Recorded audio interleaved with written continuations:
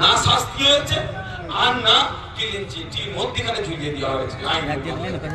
কথা হচ্ছে আমি যেমন মারপিট করতে বারণ করি, ঠিক কথা, পেনের খোঁচা দিতে কিন্তু আমি ছাড়ি না। আমি অনুরোধ করছি চারানা তৃণমূলের ওই সমস্ত নেতাদেরকে যে আপনার দাদা দিদির কথা শুনে আপনারা করবেন না, মানে পড়লে দাদা দিদি আপনাকে বাঁচাতে আসবে না, এটা বলে যায় আজকে।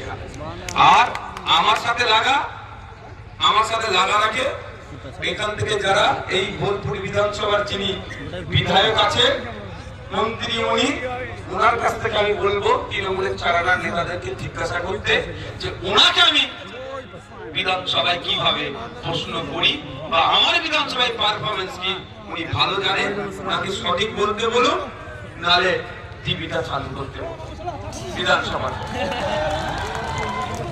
আমি ব্যক্তিগত কাউকে আক্রমণে যাইনি, কোনোদিন যাবো না, কিন্তু অন্যায় বন্ধুগণ আমি অনুরোধ করছি আপনাদের মারামারি হিংসাতে জড়াবে ক্ষতি আপনার।